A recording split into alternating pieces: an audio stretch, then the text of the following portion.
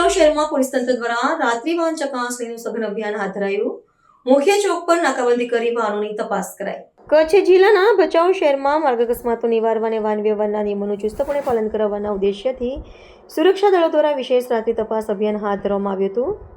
સ્થાનિક પોલીસ તંત્ર દ્વારા રાત્રિના સમયે શહેરના મુખ્ય માર્ગો પર વાહનોની સઘન ચકાસણી કરવામાં આવતા ટ્રાફિક નિયમોનું ઉલ્લંઘન કરતા વાહન ચાલકોમાં ભારે ફફડાટ વ્યાપી ગયો હતો.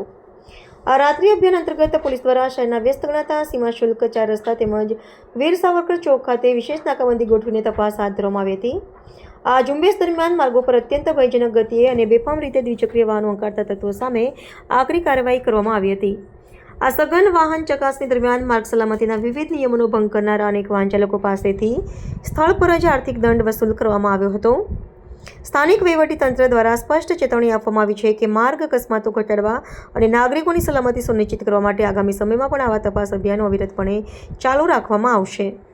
પોલીસ તંત્રની આ સક્રિય અને કડક કાર્યવાહીને સ્થાનિક જાગૃત નાગરિકો દ્વારા પણ વ્યાપક આવકાર મળી રહ્યો છે.